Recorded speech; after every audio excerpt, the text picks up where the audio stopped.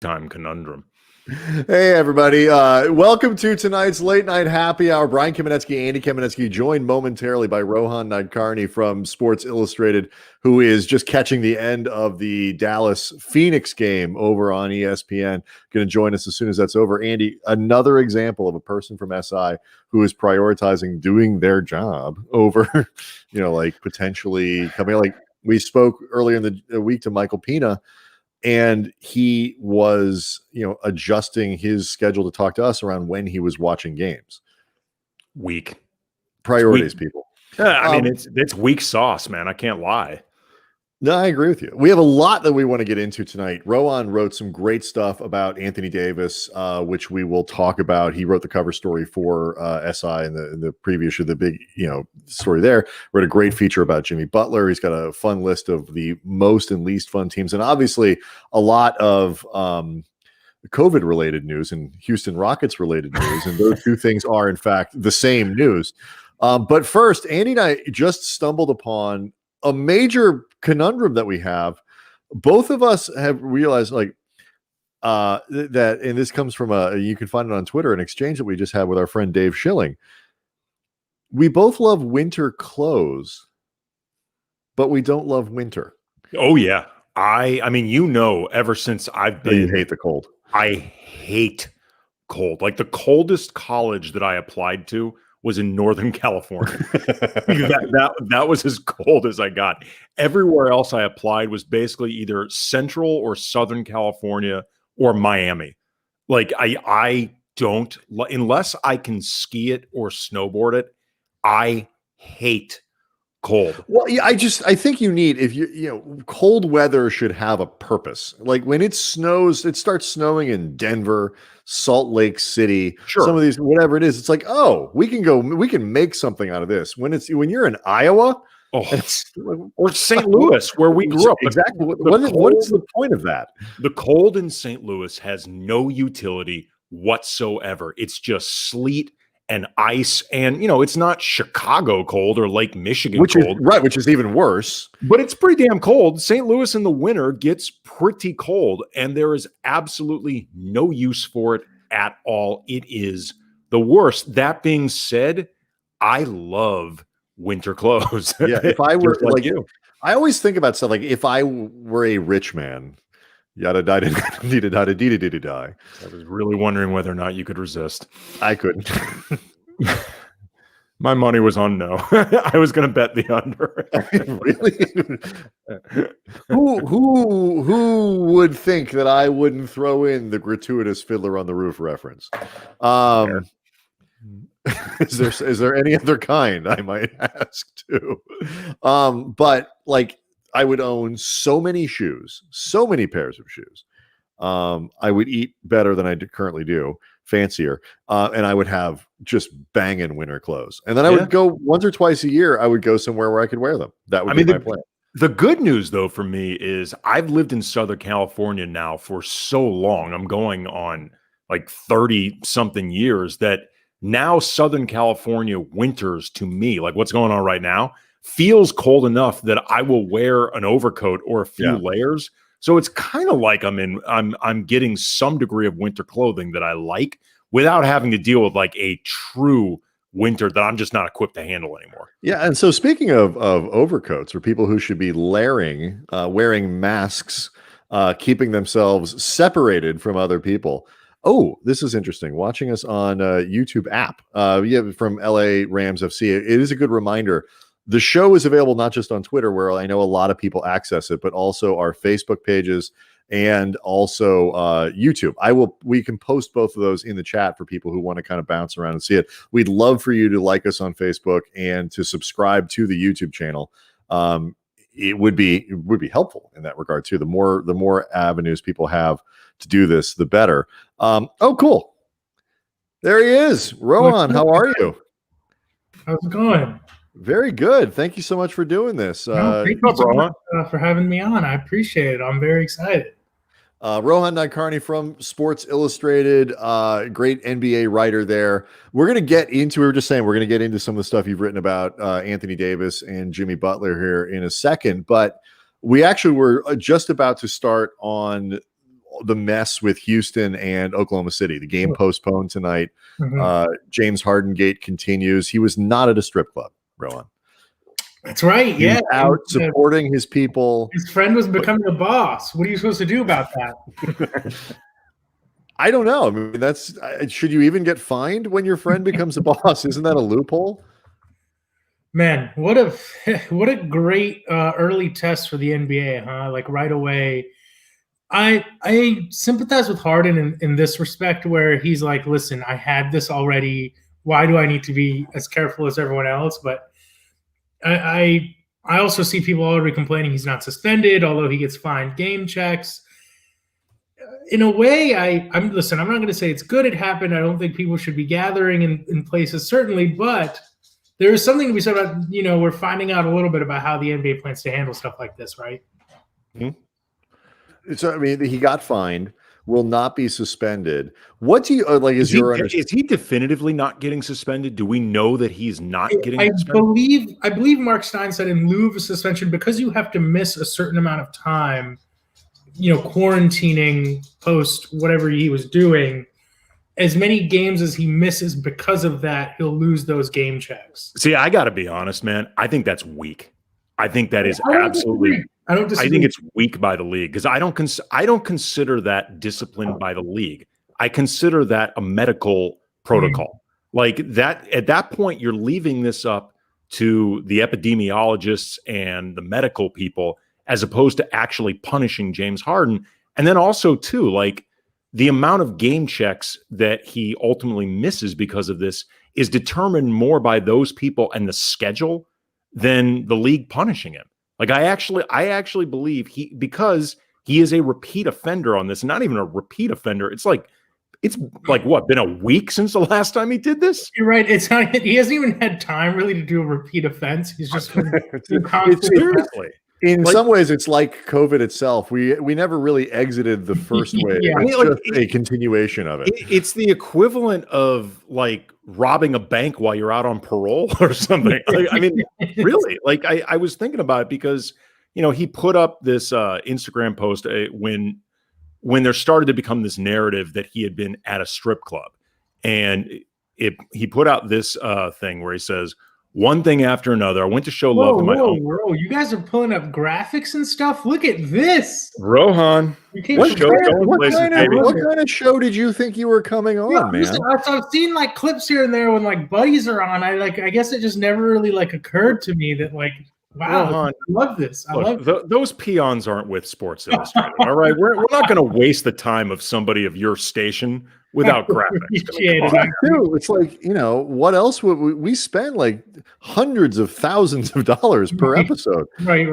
No, I mean, it's got to go somewhere. No, this is like this. This is the live stream version of Mindhunter. A show. The song is going to start playing. Yeah, I mean, it's really, the show is really too expensive to exist. But anyway, James Harden says, "I went to show love to my homegirl at her event, not a strip club in parentheses, because she is becoming a boss and putting her people in a position of success, and now it is a problem. Every day it's something different. No matter how many times people try to drag my name under, you can't. The real always ends up on top." This rationale that the point is it wasn't a strip club is so missing the point. Like going back to my bank robbing on parole analogy, it's the equivalent of saying, yeah, I robbed that bank, and yeah, I did stick a gun in the teller's face, but I was not rude to her. And I am not going to let people slander my name by saying that I was impolite to that teller. That is a bridge too far. It is so missing the point. Man, this is just going bad to worse, and obviously it's so hard to separate the way he's acting right now and putting people at risk from the fact that he wants out of there. I don't know if Houston can suspend him for conduct detrimental, but then at the same time, it's like I bet Houston's trying to play extra nice with him right now. Mm-hmm. I think I'm kind of with you that the league needs to, Adam Silver needs to put his hand on someone's shoulder. You know what I mean? You know how when Rudy Gobert scored the first basket of the bubble, right? There's just a little too neat. I'm kind of convinced Adam Silver probably put his hand on someone's shoulder that night and was like, listen, exert some influence here. Silver, I think, has the respect of the players, right? I think he has the respect of the union. I think there has to be kind of a way for him to step into the situation. That's not heavy-handed. That's not, going to cause an issue with the union. But, this isn't a good look for anyone right now. And I'm someone who, I don't care that James Harden wants to be traded. Honestly, good for him. But the way that all of this is going down, I don't think anyone's coming out looking good in any of this. Well, that's the thing about it too. And for people who don't, I think a lot of people don't realize that the postponement tonight wasn't related to Harden's activity per se, other than he became one of the guys on the list that made it so they didn't have enough players to play. This isn't like, oh, James Harden can't play, so the game is postponed. They don't have enough players in Houston. Their COVID outbreak and their testing and all that kind of stuff it's the protocols because somebody else tested positive. Is it multiple players, Rohan, or just a couple guys went to go get a haircut or something also, which maybe broke some rules or something. Right, together. They haven't been taking it seriously. Thinking of that Simpsons, I shouldn't have. I also, on one hand, by the way, I apologize in advance. My dog is just in his own world right now, doing whatever he wants, causing all kinds of ruckus. Bring the dog into the show. It's fine. The dog can come in the show, or we'll fix it in post out of that budget I was talking about. But what's interesting to me is, and I understand that the union, agreed to whatever protocols the league set up. The league had to know it wasn't realistic to go an entire season with. I understand all of us are supposed to be isolated right now. I understand all of us are supposed to be staying at home, but but how many people do you see out at bars and restaurants and at the mall? The league had to know there's no way they were going to get through a season with guys going to the arena for the games and doing literally nothing else. That's just not feasible. Mm-hmm. Yeah, I mean, look, it's all relative degrees, and I don't want to come across like I'm, I'm putting myself atop Mount Pius or something like that. Nobody has been perfect, letter perfect in terms of how you're supposed to be handling the pandemic. Everybody bends things a little bit, and I think tries to bend them in the most responsible way possible, or you do it for specific reasons. I think people often do it a lot if they have small children, stuff like that, where you're maybe not being letter perfect, but you're thinking about the welfare and just well-being of kids, stuff like that. Or, technically spending a little too long in a grocery store, maybe you don't need to run that errand, whatever. What Harden was doing and has been doing, you can't justify at all. You could at least justify a haircut as I feel like I look like ass. I don't want to be seen in these games. Wearing the hat, yeah. Right. You can find a way to justify that. Harden's thing can't be justified, and it's gone from trying to make a point with his team to just seeming like he really feels like he can't be told no on anything.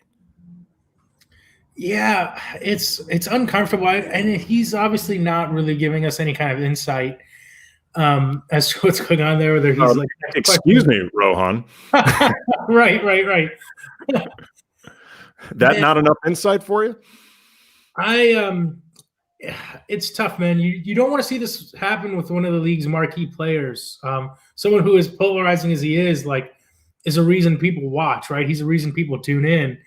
I think even the people who say they hate him the most watch him play, even if they claim they don't like it. I just hope that they figure out a way to resolve this soon, because how much longer can this go on for? I don't think he's going to necessarily continue to go to parties and stuff like that, but I don't know whether I think it really does get to, though. It's night 2, and in some ways, it's probably good for the NBA to have to start dealing with this stuff now. But this is how much do you think? Because I think they had one positive test in the last round or whatever. His players have been pretty good, and a fair amount of them already have had COVID. But how much do you expect at least the first half of the season to be interrupted by stuff like this? That's really interesting. I was definitely pretty skeptical about the bubble, which I was gladly proved incredibly wrong. They did a great job. Everyone involved did a great job. this is just different. I kind of expect it to be, happen a lot, to be honest. I mean, people get it when they don't even expect it, right? I mean, we know people personally, I'm sure, Oh yeah. who have been careful when they get it and they don't even know how, and then they can't contact trace. Not to like paint a broad brush of these athletes that they're, generally less careful than people like us. At the same time, like, they're going to be traveling a lot. These are people with a lot of disposable income, like, going to have a lot of like downtime at odd hours. And I would be surprised if we don't. And we saw it in the other leagues, right? I mean, we saw it. The NFL plays one game a week.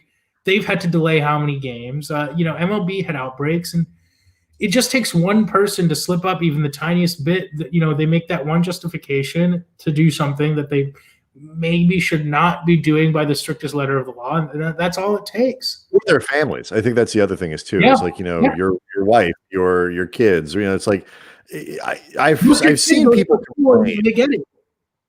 Right. I've seen people complain that, why wouldn't the NBA go back to it? But like, they did it fine in the bubble before, and now they're abandoning this. No, they're not. Nobody was going to go back. You can't do it for an entire season. I see that strain, and that bothers me. Where people are like, "Oh, the NBA knows what works," and said, "Let's not do it again." There's so many reasons why the bubble was not feasible. I mean, the people who think like, why isn't the NBA doing a bubble, like, are completely ignoring the fact that no player wanted to do that again. There's no way that they were going to get them to do that. The mental health effects of that are being swept under the rug to a degree.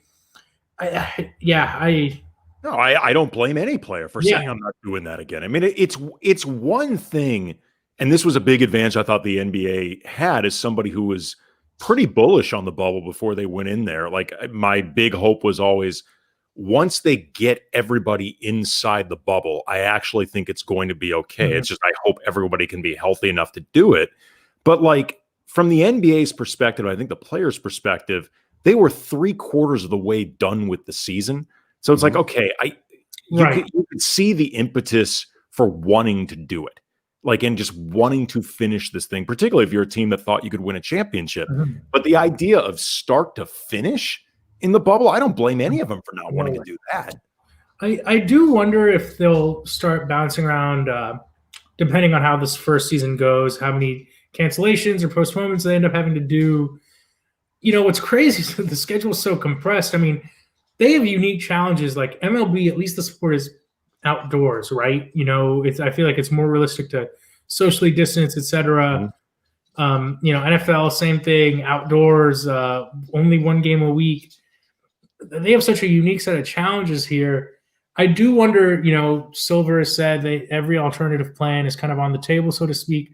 I am curious to see if maybe the idea of doing, then again, it's like, how realistic is it to do multiple bubble sites, to plan that, get that off the ground? That doesn't seem realistic, right? So even whatever alternate, I'm sure they've considered every plan, but what could they even feasibly pull off if the first 4 months of the season end up being a mess? I don't even know.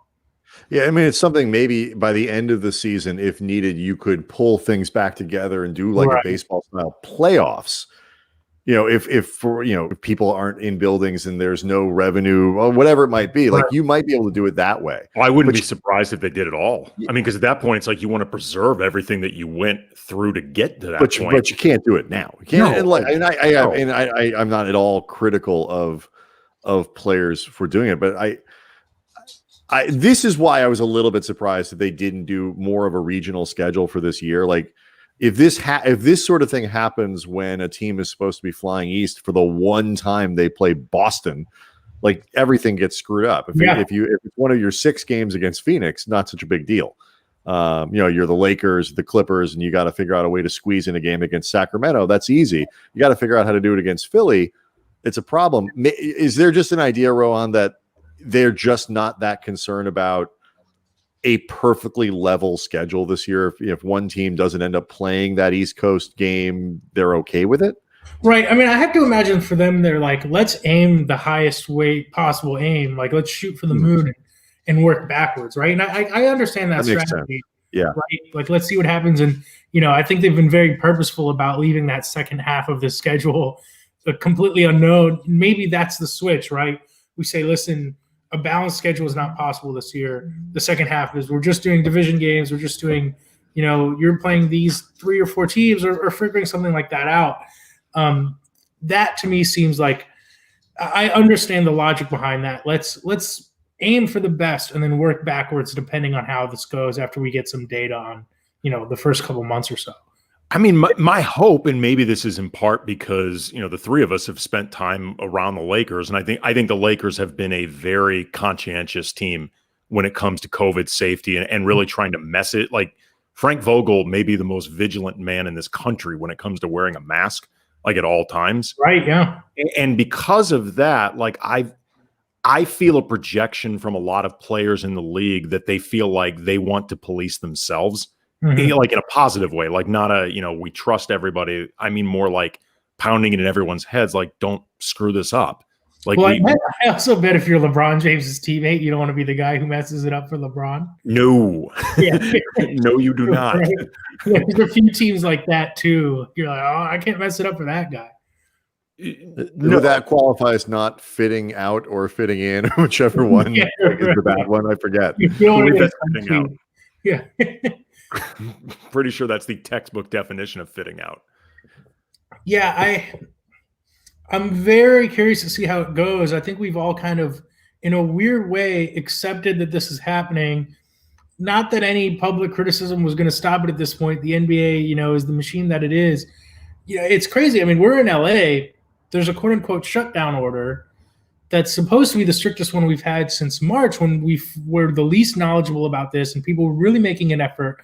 Even the staunchest critics, even the people who thought this was a hoax, like the day after the NBA shut down, I think people stayed home, right? And I think that we had like a couple weeks where I couldn't go buy a t-shirt at Target. Like, things were genuinely shut down.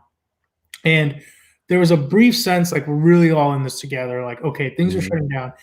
And LA has had, its strictest shutdown since then, but it feels like everything is open. I feel like I can do the same thing today that I could do 2 months ago.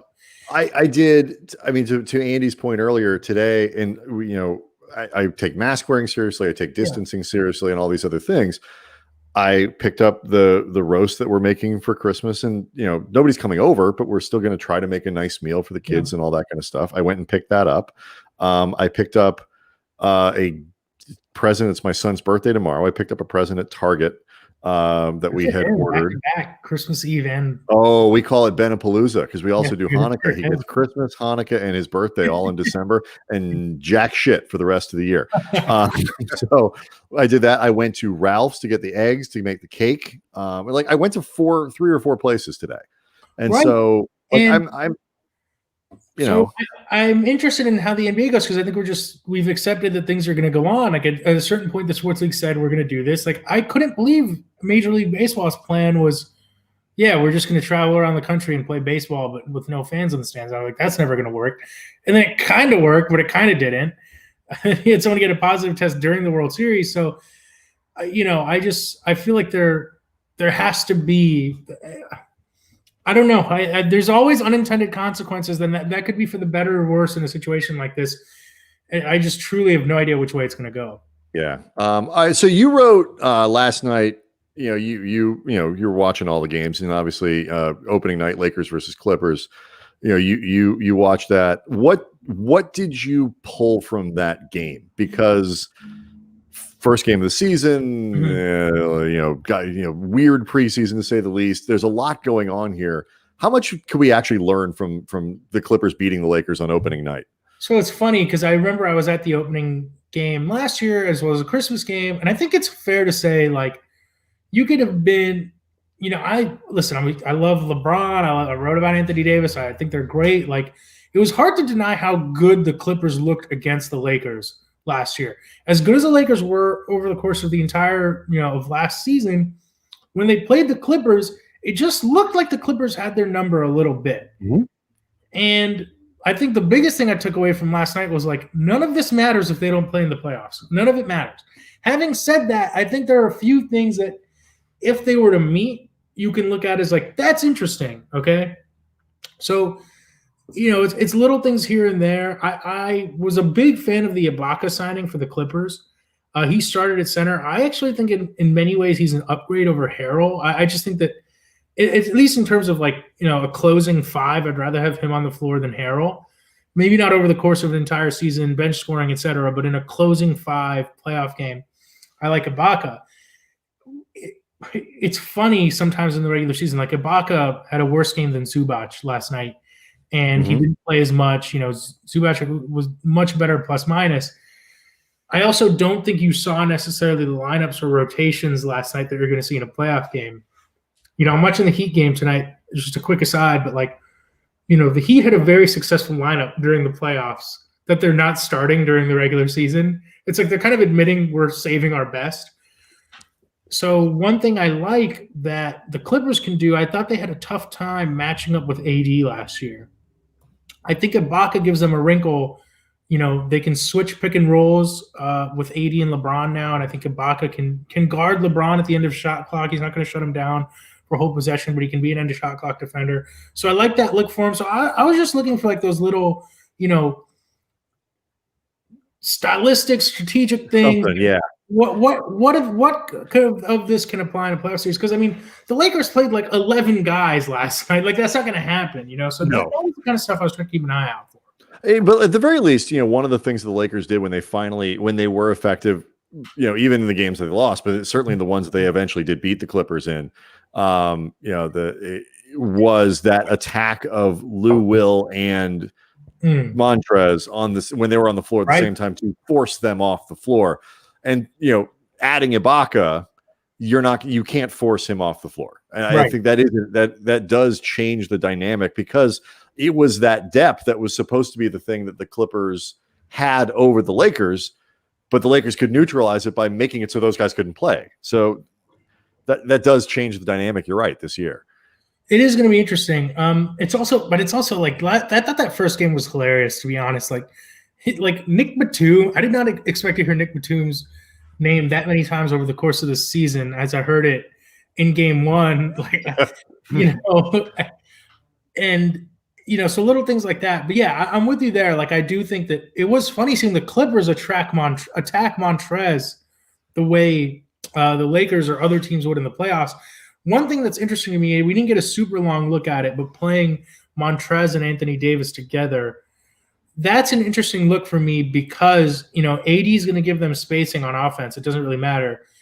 And secondly, he's like the ultimate defensive eraser. So even if you're trying to attack Montrez, the fact that AD is on the floor is going to make that a lot difficult than in years past when you attack Montrez. That's interesting to me. That's something I think to keep an eye on over the course of the season. That Montrez AD pairing, I think, could help Montrez a lot defensively. Yeah, for sure. Frank Vogel's already said that he's going to be looking to mix and match, and that in part explains why he had 11 guys, get at least, I think, 11 minutes. That's right. Yeah, and that's not going to be the case over the regular season. It's funny with Harrell, like the way he gets employed over the course of the season, I think especially in the playoffs, is going to be fascinating to watch because a big thing that I've been driving home a lot is the idea that Montrezl Harrell maybe could be a liability in the playoffs, but I also don't really care because I don't think they're going to need to rely on him in the playoffs the same way they're going to need to rely on him in the regular season. Like in the same way that the Clippers, I think Ibaka is much more of a playoff signing for them than Harrell is. Like Harrell may have had, deficiencies that could be exploited more with the Clippers, but I think his utility with the Lakers is a lot different than it was with the Clippers in a way that benefits the Lakers. Definitely. And I do think one thing that I don't think they're going to play 11 guys 10 minutes every night, but I do think the Lakers, LeBron played only 28 minutes. I'm sure if it was an important game, he's coming back in. It doesn't matter that he rolled his ankle, right? But they're like, we're losing. Let's just sit LeBron out. Harrell, he had games last year. The Clippers had guys going in and out of the lineup where, he's putting up monster offensive numbers. They're throwing him the ball on the baseline. He's facing up. He's in the post. That's going to be really valuable, I think, for the Lakers. I thought on balance, Montrezl played really well last night. I thought he had a good game. No, he did. I thought he really did. And I think that the biggest thing the Lakers, I think, are going to need from him, from Schroeder, are just those nights when they need them to carry the offense. I do think Schroeder and LeBron together wasn't an ideal fit. It's going to take time. Nope. It's also, I'm hesitant to say like that's fact now. That's set in stone because it's going to take time. And we've seen LeBron need time before. Last year was really an anomaly for LeBron in terms of a new team gelling that quickly. So, that to me, I think you hit the nail on the head. Like Harrell for them, like what he can do during the regular season where he can carry the offense for stretches. They still didn't really have that guy last year outside of LeBron and AD. No, at all. And the weaknesses that they had, this is one of the things I respect about their offseason. The safe thing to do is just roll it back out. But nobody's going to criticize you for bringing back a championship team. But, the Lakers had real weaknesses last year. It just turned out that they weren't really exploited in, either because Markieff Morris suddenly became Kyle Korver or – they just didn't get the right matchup. KCP stepped up, Rondo. They had issues. That is such a good point. And I got a lot of Lakers fans really like, why do you hate the Lakers to me on Twitter and stuff? I never believed in their role players all of last year. Like up until game 6 of the NBA Finals, I was like, are we sure about this Lakers team? And like credit to LeBron and AD, they played out of their minds in the playoffs. Markieff, like you said, just had his games. Rondo had his games. KCP during the finals had some big moments, but I never believed in their role players. Listen, they proved me wrong. It doesn't matter clearly what I believe, right? But I think you hit the nail on the head that their supporting cast I thought was pretty unimpressive. Like there was a point during the regular season where I think people in LA were desperate for them to sign Darren Cost. Are you kidding me? Absolutely. Yeah, he was going to be the difference between like a finals run or a second round exit. Well, certainly the Lakers thought that he could be valuable because they wined and dined him during that game. He got like a months long free agent pitch. I've never seen anything like that. I tell you, Jeannie Buss is a better person than me because I would have invoiced him after all that treatment. I would have sent him a bill, right? Absolutely. So and credit to Rob Pelinka because I think he had to know. I think he had to know deep down. What we did wasn't a fluke, but we can't run it back with this cast because they weren't reliable. They were big in big moments, but I don't think they could count on that for multiple years or as much as they did during the playoffs. So credit to Rob Pelinka, I think, for identifying that and taking advantage of that brief window of flexibility they had. Mm-hmm. Even the Kuzma contract, people are like, why'd you give him a player option? I'm like, that's a really attractive tradable contract. Yeah. Absolutely. Yeah, it was a rare smart move for everyone, where everyone risks overpaying a little bit, right? And everyone hedges against being under. Like, if Kuz plays like he did last night on the open market next year, he wouldn't get $40 million. He might get 30. But if he has a string of really good games, like he could end up costing. Everyone wins with that. Everyone gets a nice number. I do have one eyebrow raised at Marc Gasol, who I love. I love Marc Gasol, yes. Can you do that? I can't. I really can't. I think I used to be able to do it better like when I was a teenager, and I used to watch a lot of WWE SmackDown. I was trying to be The Rock in the mirror. Well, I think all of us thought we could do it until we saw The Rock, and they're like, "No, I actually really can't." I pictured myself doing this more than I actually was. That's probably true of me as well. So I have one eye on Marc Gasol, who obviously struggled during the bubble, and I don't hold anyone's bubble struggles against them. Like, you can write that off to me. That's okay. A lot of foul trouble. Again, it could take time. There was something that Dwight gave the Lakers last year. As much as Gasol gives them space offensively, and like LeBron can drive to the hoop with freedom now, and it's great. Like, even Dwight tonight in Philly, like I was watching him like moving the ball on offense, making good passes, setting good screens, just like better on switches defensively. There was something Dwight gave them that just worked so well with what Vogel wanted. And I'm curious. Gasol, I think in a vacuum, is a better player. I'm curious to see how his fit plays out with the Lakers over the course of the year. I mean, I love that signing for them. So I think it just takes time. I mean, it is a different. We were on one of the Clippers podcasts that kind of talking about this game. It's like it's not that it's bad. It's not that it's good. Gasol, like all the metrics in Toronto last year, still point to him as an excellent defender. Right, he's not a shot blocker. Yeah, like they had a thing last year where in either center that was on there, and then Anthony Davis. Like, there's so much length and shot blocking ability, and it's a different kind of intimidation for a player, an opposing player, when they think they might get swatted than when they think they're just going to run into a really well-positioned veteran defender near the rim. Like that's not the same thing. Plus, too, I just think what he can do offensively as a passer and as an outside shooter. Again, it gives more dimension offensively. Right. I mean, just seeing it in that last night, him standing in the corner in a couple possessions and LeBron being able to get to the hoop at will was something they didn't. The Lakers' offense was not good last year. It was average at best. Yeah. No, and it's just too much to ask those guys basically to have another year of defend your ass off, like play at times. Some of the best defense I've seen in recent memory. You can't expect that, especially off the turnaround they just had. It's just not realistic.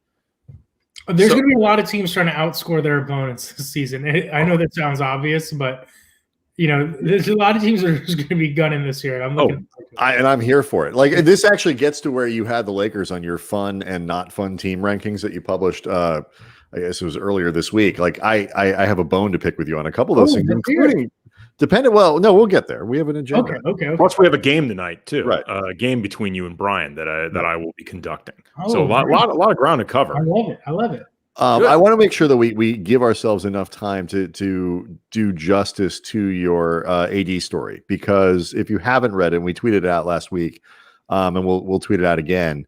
Rohan wrote a fantastic cover feature for SI about Anthony Davis.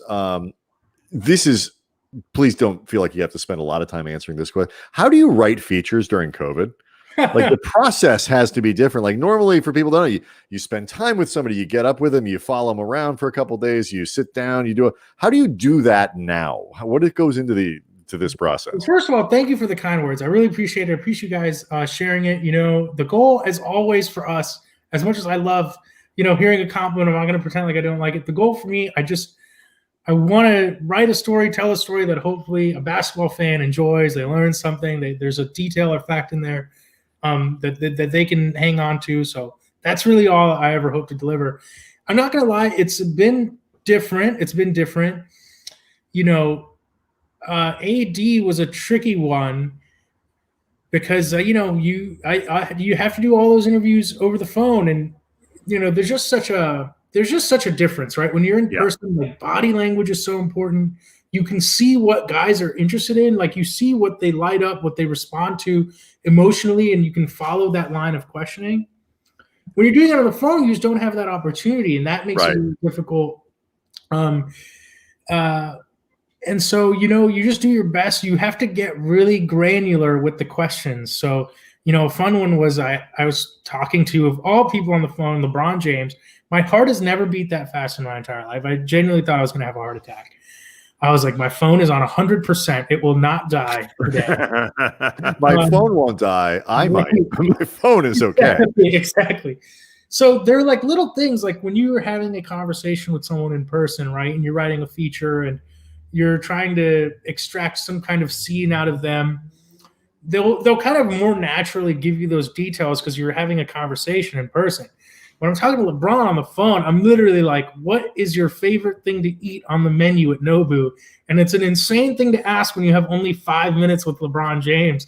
But you want to get a detail like that into the story, right? But it's also hard, too, because when you've got that 5 minutes and you're trying to get a specific detail like that, questions so specific are great, but they're also a roll of the dice. Yeah. Because you don't know what you're going to get. You don't know. And you have very few bullets. Right. And you don't know how he's going to react to the question. Like, in his response in his head might be like, "The fuck you asking me that for?" Yeah, like, exactly. like, I don't even want people to know I go to Nobu. Exactly. Like 5 minutes with the king, sir, and that's what you want to know? Yeah. I mean, it's genuinely, anytime you have one-on-one time with an athlete that is not easy to get. Mm-hmm. And, you've got a finite time and like it's not going to roll over. Like 5 minutes is not going to turn into 10 minutes. 5 is going to turn into 5. You got to be careful. For sure. And I was lucky. Like, he was great. Like, everyone was really helpful. Frank Vogel was awesome. I love that dude. I genuinely always root for him. I had a fun time talking to Frank Vogel. I told him I grew up a Heat fan, and we were talking about Heat Pacers a little bit, and he was really fun to talk to about that. He told me something that was interesting. I've been meaning to tweet this out, but here we go. I'm gonna say it on this live stream here. It's not a huge deal, but I thought this was really interesting. We were talking about Heat Pacers, and he told me about the years he thought they were going to beat the Heat. And then he says, I'll tell you this, in 2015, he says, if PG doesn't break his leg, and if we re-sign Lance Stevenson, I think we're going to the finals. That means he thinks they're beating LeBron's Cavs his first year back in Cleveland. He was pretty confident about that one. I'm like, that's pretty cool. And then I joked with him. So first he said, we're winning the championship that year. And I was like, oh, and I was like, man, Roy Hibbert against the Warriors in the finals, that would have been interesting. He was like, that was the Warriors' first title? I was like, yep. He's like, okay, we're just making it to the finals. So like Frank Vogel, man, good dude, like self-aware. He was a lot of fun. But I know I'm sure we'll touch on this a tiny bit. But like Jimmy Butler, for example, that was over Zoom, and that helps a lot when guys are willing to do that. But that's also tricky. I mean, I don't blame guys who are like, I don't want to Zoom with some stranger. And for people who aren't aware, you also wrote a really good profile of Jimmy Butler.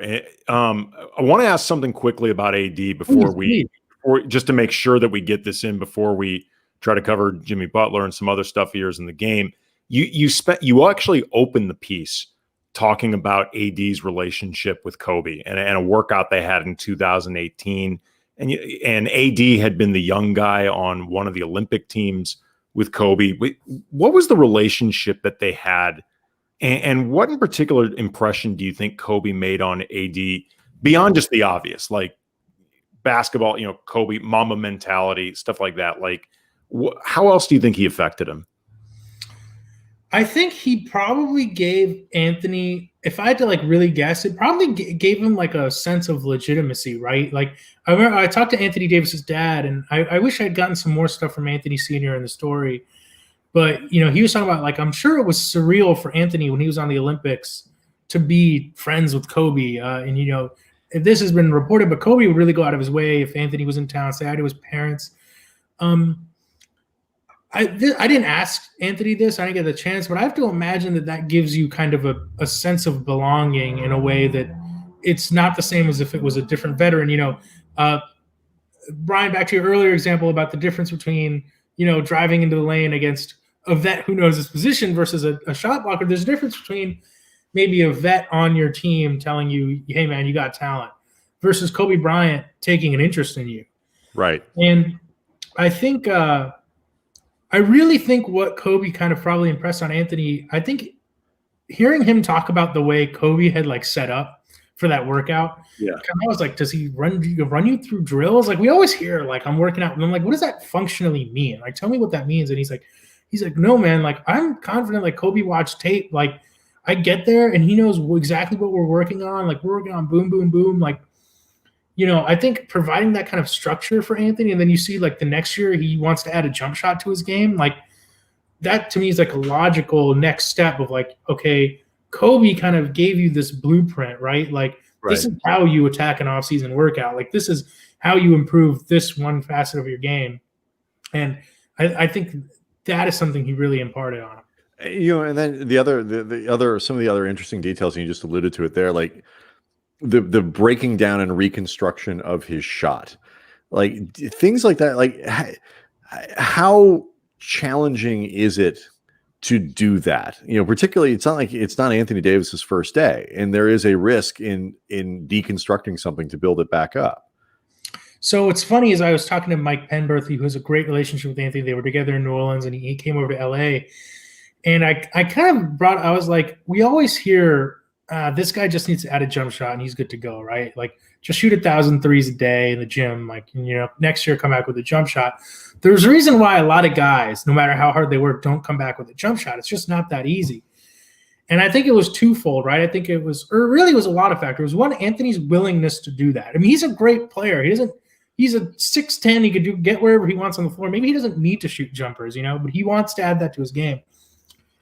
And then I think, Penberthy, I think it was like identifying what are the areas where we can improve you in? Like what is really going wrong here when we break it down? And he mentioned to me, it's so funny hearing him describe it because it's that exact shot he hit against the Nuggets. He's like, like if he catches it, sometimes he wants to drift left. Like, he's not that flick of the wrist, that ball is not coming off his hands the right way. Like, what do we do?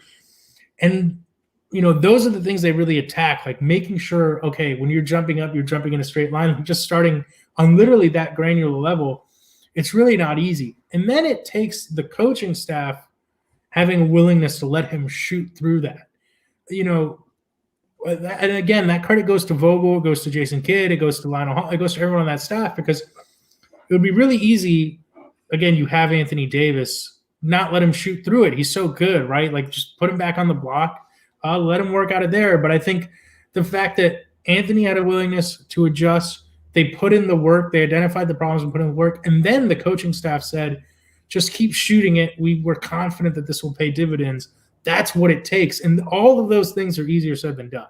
Another awesome detail in this piece, and it's got nothing directly to do with Anthony Davis, but it's really entertaining, is the description that you had of the Madden games in the bubble between all these guys. And LeBron would play using this one play. He played with the Buccaneers with Ronald Jones, the running back, and he would just run the same play over and over. Apparently it keeps working, and it sounded like it was pissing off his teammates. And he's like, if it ain't broke, don't fix it. I just that was hilarious to me, but it felt revealing of LeBron. So I'll tell you the genesis of all of this, okay? So Kyle Goon, shout out to Kyle Goon, who covers the Lakers. He does an awesome job. I love Kyle. SoCal that's right. Yeah. And so he does a great job. I think a lot of his stuff in the Orange County Register, I believe. So Kyle had done a Q&A with Jared Dudley in the bubble, where Jared was talking a little bit about the Madden tournament. I found out that was where I first found out that LeBron was running this same play over again. So the first person I asked was Anthony Davis. I was like, who is the most annoying person in the Madden tournament? And he was like, LeBron James. Like, the immediate answer. The quickest he answered a question that I asked. And he was like, it was LeBron James. He's like, ask Jared Dudley about it. I bet you get a nice little piece out of that. So I asked Jared Dudley about it. And Jared Dudley's like, yeah, man, it was LeBron, no question. He's like, LeBron was taking it seriously. Like, Deion Waiters was really good. Markieff was really good. Like, he's like, LeBron would practice in between games. He's like, I told LeBron, I was like, your style is good enough to win you some regular season games, but it's not good enough to win a championship when it comes to Madden. I thought that was really funny.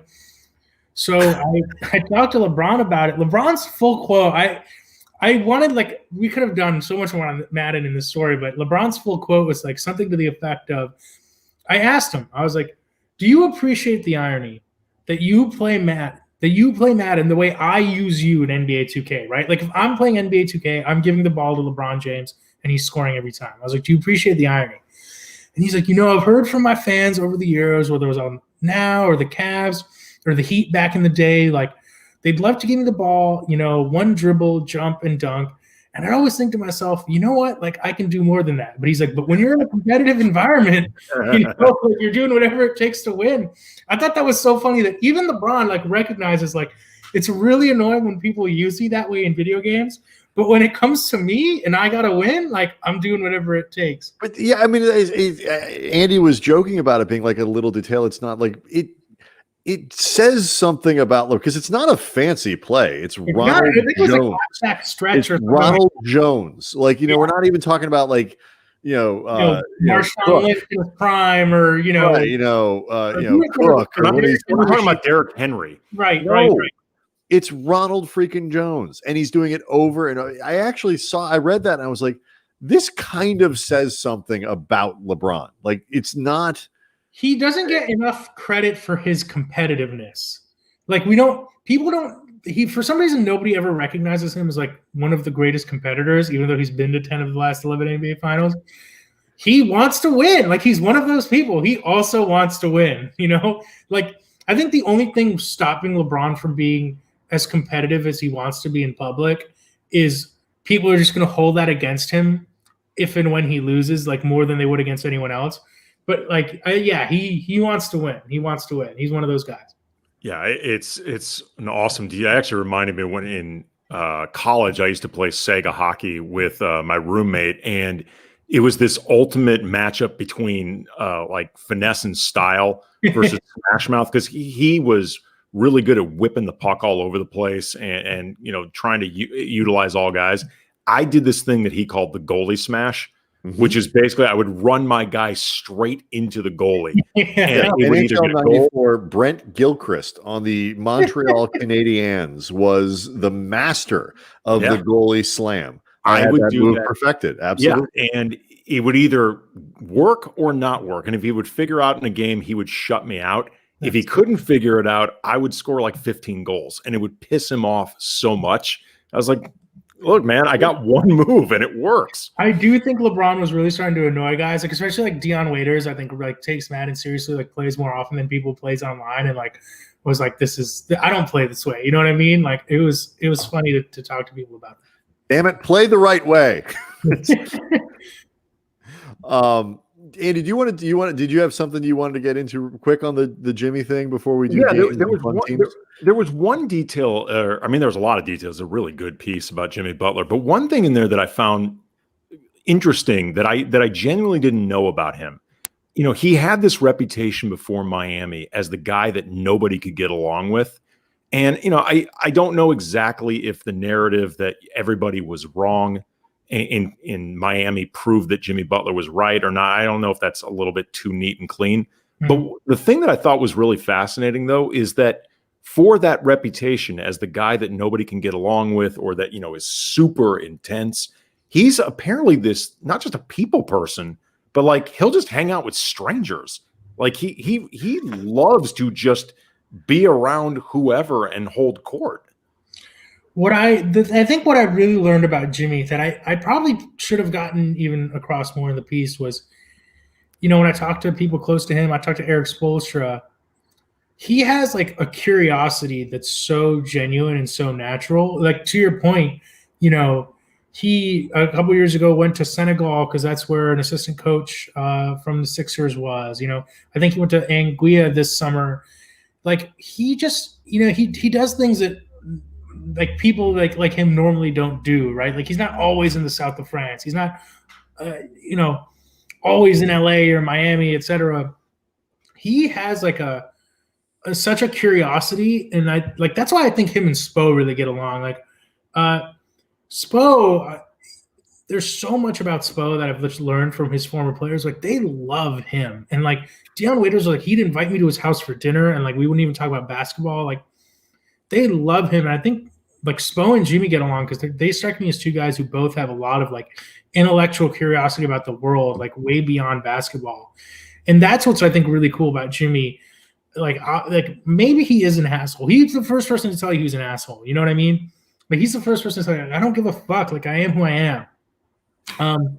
But like outside of that, he like just wants to know so many things, and I think so many things interest him, and I think he's like constantly like wanting to know new information, and that's why he's able to hold court. That's why he's able to have like relationships with people you wouldn't normally expect him to have relationships with, because if there's something about you that interests him, that might not interest a typical NBA player, like he's welcome to like bringing that into his life. I am one of the people that got it wrong with Jimmy. Like, you know, but when you start to go backwards, though, it's easy to just take the make, I think. Yeah. You know, the culture with Chicago was bad and Minnesota was bad. And then you go to Philly. Well, what's wrong with Philly? And now you see, well, you know, maybe Joel Embiid is not as serious about this as he needs to be. And so, yeah. The biggest Jimmy supporter did not expect him to put up that finals that he did. There's no way. I mean, no one was expecting to have that. I did ask him. I was like, did it mean something to you to have this kind of series you did against LeBron? And I was like, I don't think anyone's really – you know, when Durant did it, it was just kind of different, right? Like that series was already so overmatched. And I was like, did it mean something to you to go up against LeBron in that manner? And he was just like, honestly, no. And I was like, all right, that's Jimmy. So, he was probably the only person who expected it, but even I think I was blown away. But you know who, and you mentioned this in the other story, the person who helped kind of put a lid on that and end that was Anthony Davis. Like Lakers finally, you know, once AD was on Jimmy, it changed the complexion. I mean, the Lakers were going to win that series anyway. They were, you know, given who was out, but that was sort of the end of the Jimmy Butler show to a degree. Yeah, these are both really good pieces. People should check them out. They're really good profiles. I wanted, before we get to the game, do you care if we keep you a little bit past 11? You get let's do it. be All right, cool. I was never going to order Zanku chicken. That's it. Like that's not even set in stone. So no, please do. We are huge Zanku chicken fans, and if Zanku Chicken is interested in sponsoring this show, we'd love that because yes, we would. Southern California, great chain. We can rave about them for real. We need to start a dialogue about the garlic sauce, people. Okay, we need to start a dialogue.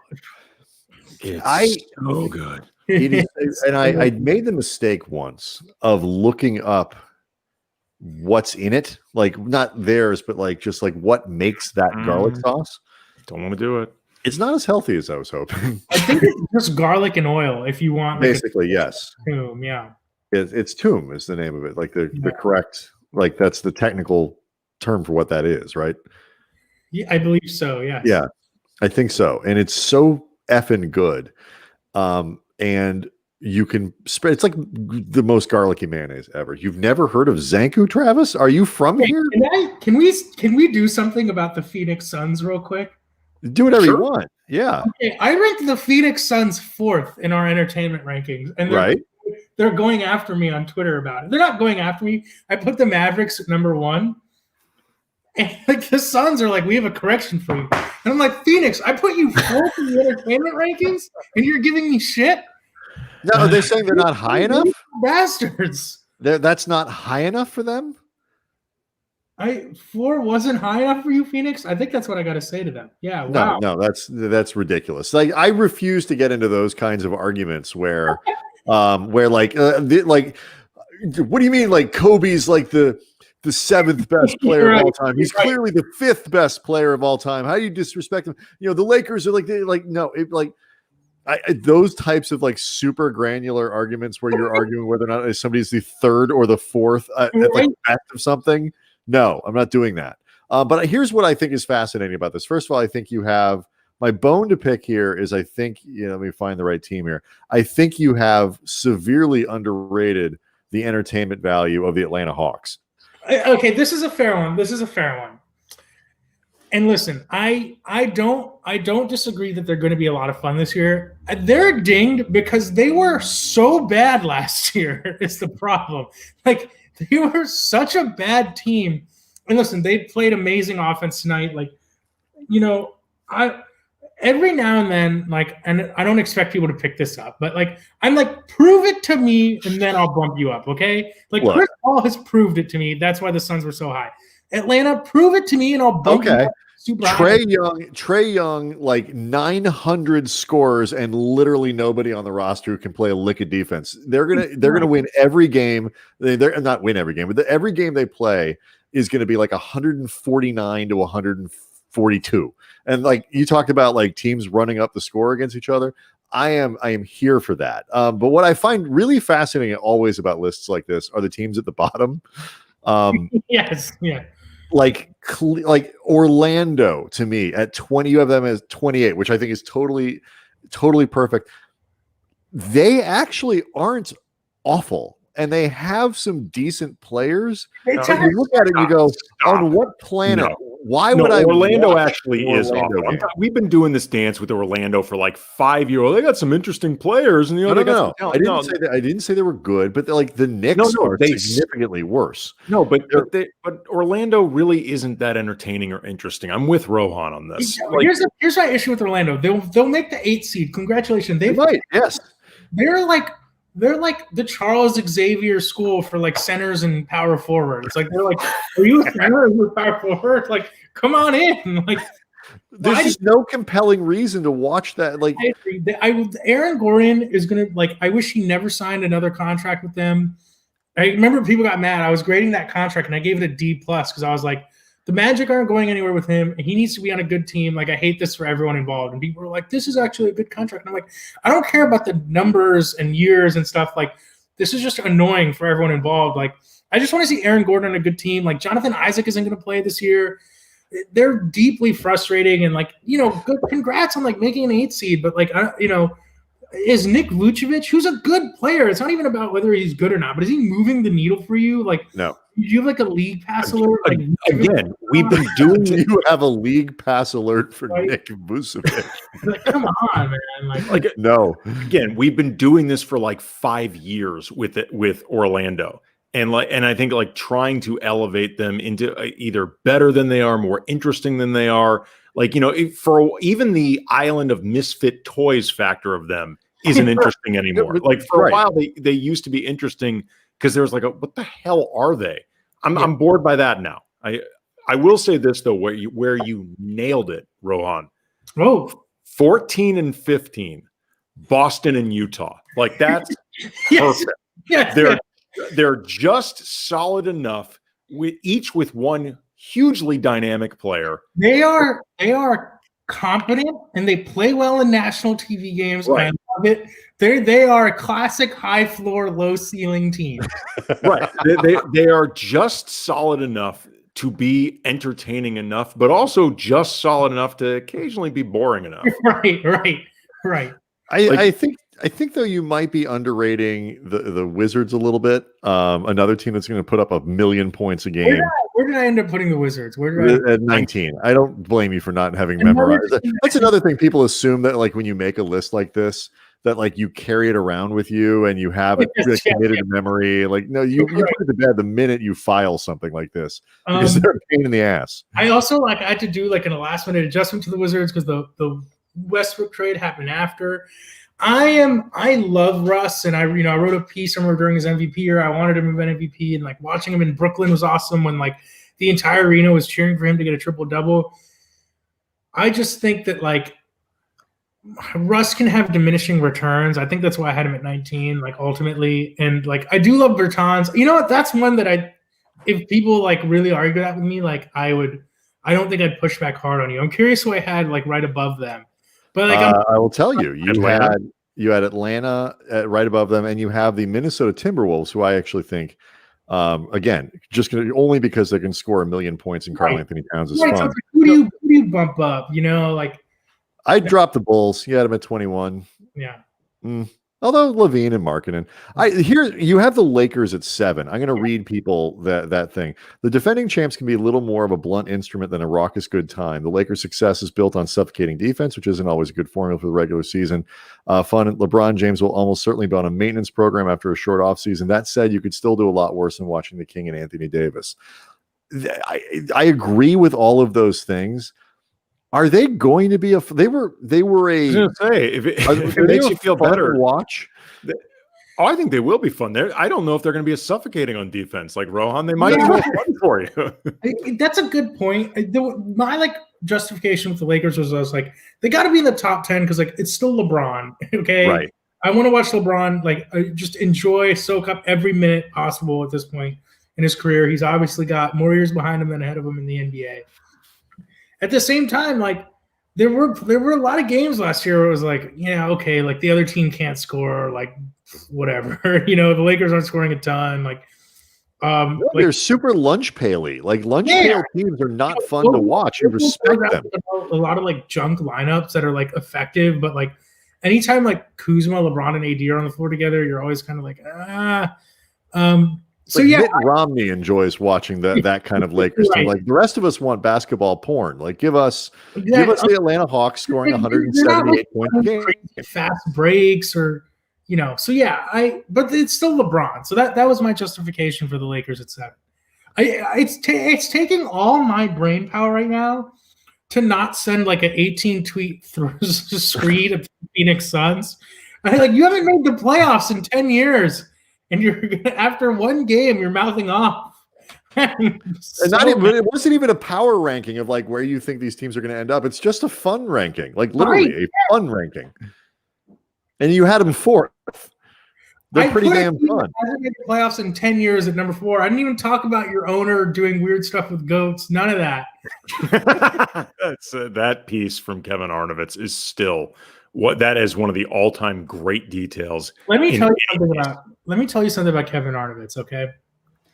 That man is one of the coolest gentlemen I've ever had the pleasure of meeting, okay? He truly is. He introduced me to a restaurant in Glendale, California called Mini Kebab. That is, I've been fortunate. I was born in Mumbai. I've had some incredible meals, every time I go back to visit India. But I genuinely mean this. Mini Kebab is one of my favorite restaurants in the world. And I owe it all to Kevin Arnovitz for introducing me to this place. Oh, Kevin is great. Yeah. We've had Kevin on before, and we spent more time talking food than basketball. Brian and I love talking with him in the media room just purely about food. Right. Is it Indian style kebab or what is it? No, it's Armenian. It's Armenian. It's run by Armenian immigrants. It's two parents and their son. Shout out Armin. Just a legendary establishment. Did you just coming on here and giving away free advertising? I'm sorry. I plugged. We're kidding. Oh. Okay. Before we get to the game, there's one more place I want to recommend. Then, if that's what you're looking for, are you looking in the Glendale area? I live on the east side. I live in Los Feliz, so I'm a hop, skip, and a jump from Glendale. Have you ever been to Adana? I have not. Oh, it's so good. I'll put it on the list, baby. I think it's technically Burbank, but it's right on the board. It's Glendale, Burbank. I don't know. It's really good. Very, very good. It's really good. And my God, they give you a lot of food. Oh, they give you an insane. That's a good way to my heart. That's a good way. Yeah, it's called Adana. It's a smaller place. I believe it is family owned. It's on San Fernando. It's awesome. So, and again, if they'd like to sponsor us, gladly, because we genuinely love it. It's Adana. People are asking. I'll put it in the chat. I'll also put Mini Kebab in there as we prepare for the game. Oh, I love this. I'm having a great time, right? Just talking about our LA spots. I miss them. I miss them all. All right. So today it is Rob Pelinka's 51st birthday. So happy birthday Rob Pelinka. To the head man with the Lakers. And in honor of Rob Pelinka, we are going to play a game of Rob Pelinka trivia. I will be asking both you guys. Asking you guys both questions. There's no your name is your buzzer. You're both going to get an opportunity to answer the question. It's just Brian will go first, then Rohan, Brian, Rohan. Okay. We begin. Robert Todd Pelinka's first name, first name. Robert Todd Pelinka's full first name is Robert Todd Pelinka Jr., Robert Todd Pelinka II, Robert Todd Pelinka, Robert Todd Pelinka III, or no suffix. He's the first in the family with that name. Brian goes first. Junior, the second, third, or no suffix. He's the first in the family with that name. I'm gonna go. He's a third. I'm going no suffix. I think it's a trick question. I'm going. Suffix. You're both wrong. He is Robert Todd Pelinka Jr. Goes to the second. Did not know that. Rob Pelinka is an alumni of Lake Forest High. Which Chicagoan, famous Chicagoan, did not attend this school? Vince Vaughn, Sarah Spain of ESPN fame, Hillary Clinton, or Dave Eggers, the writer? That is the most ridiculously obscure question. Rohan, you go first. I've never heard the term Lake Forest attached to her. I'm going Hillary Clinton. Brian. I think that's correct. I will also say Hillary Clinton. You are both correct. It is Hillary Clinton. She did not attend Lake Forest High, but Vince Vaughn. Hillary Clinton did not grow up. Hillary Clinton didn't grow up ritzy like that. No, Lake Forest is a ritzy area. Could have had a scholarship. You never know. Out of my ass, guys. In an interview with Kevin Ding, I think in the last couple of years, which subject did Rob Pelinka say was his favorite in high school? Philosophy. AP Bio, AP Calculus, AP History, or AP English? I like that he made sure that we knew they were all AP classes.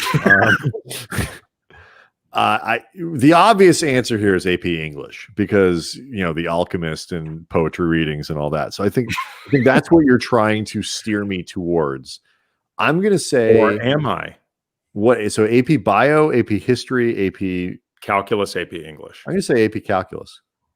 Rohan. I'm going to go with AP Calculus as well. I know he went to business school, so I think he has that math gene.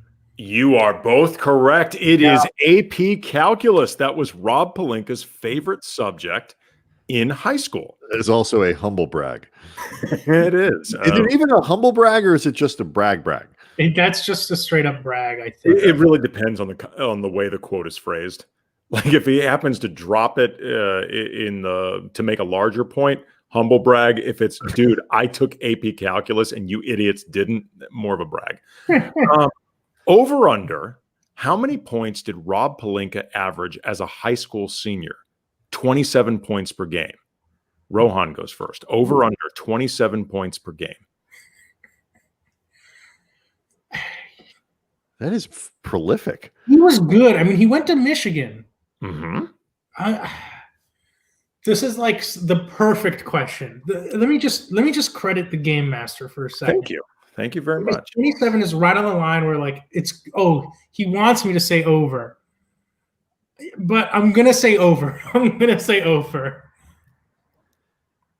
I don't know if I think I'm going to try to split here and get my point. I'm going to say under. Oh, it is over. He averaged 30 points per game as a high school senior, went from being lightly recruited and dismissed, including some rumors that his height had been inflated, to eventually getting offers of places like Michigan. Rob Pelinka also averaged double figures in another counting stat as a high school senior. Was it assists or rebounds? Brian goes first. I'm going to say, oh God, rebounds are so much easier. But I'll say assists. Rohan. I think he was a point guard, so I'm going to go assists. You're both wrong. It was rebounds. Rebounds is the obvious one. He averaged 10 rebounds a game as a high school senior. People forget Rob Pelinka was a bucket. Yes. Clearly, yes, clearly. He was a shooter on his Michigan teams, which was his career best percentage for a season from behind the arc. Over under 42%. Over under 42%. Rohan goes first. I feel like 2 overs would be a lot, so I'm going under. I will also say under, but at the risk of understanding, he didn't take that many because he didn't play a ton. Mm-hmm. And back in the day, like you took 0.7 3-pointers a game. So if he hit 2, that might have been enough to push him over 42%. But I will still say under. You are correct. It is under 40% was his best as a senior. And to your point, as a senior, he led the team in 3-point attempts per game at a whopping, or 3-point for 40 minutes at a whopping 4.2 per game over 40 minutes. People might be noticing me right now looking off camera. I just want to be clear, I'm not cheating. I am on the DoorDash application. I'm not cheating. I just happen to have a list of relevant Rob Pelinka facts handy. Like that was something that I bring with me to every one of these shows. Right. All right, so it is 4-3, Rohan up. Next question. Rob Pelinka graduated with honors from Michigan Law School. Was it cum laude, magna cum laude, summa cum laude, or no honors? He just graduated. Brian goes first. Well, I mean, I remember his speech that he gave at there where he talked about the trolley cars and other people from his constitutional law class meeting. I think he was summa cum laude. That's the best one, Rohan. I was regular cum laude for what it's worth. Summa cum laude as well. You're both going summa cum laude? Yeah. Just regular cum laude. Rob Pelinka was cum laude graduate from Michigan Law School, but not magna nor summa. I didn't graduate. I have every intention of pointing, like just being like, so Rob is like, oh, you just graduated regular cum laude from law school. Right. Bum. Which member of the 2000, got a couple more to go. Which member of the 2003 draft class was Rob Pelinka's first lottery pick client with Landmark Sports Agency, which he founded? These are all people in the 2003 draft class. Kirk Heinrich, Chris Bosch, Chris Kamen, or TJ Ford. I believe Brian goes first. I think it was Kirk Heinrich. Rohan. Did you hear the confidence with which I answered that, Rohan? That really Does that sway you at all? It sways me a lot. And I know the thing is, if I say Kirk Heinrich, I keep pace with you. That's true. But in the spirit of this game, okay, I like fuck that, okay? I'm not here to keep pace. I'll say Chris Kamen. You are now ahead 5-3, Rohan. It was Chris Kamen. Picked 6th overall, and that was his first lottery pick client with his own agency. Which member of the 2016 draft class was the last lottery pick client with Landmark Sports Agency, which Pelinka founded? Jamal Murray, Chris Dunn, Jakob Pertl, or Marquise Chris? Rohan goes first this time. Oh, good Lord. Can I have the players again, please? Jamal Murray, Chris Dunn, Jakob Pertl, Marquise Chris. I'll go with Pertl. Why not? I think it was Chris Dunn.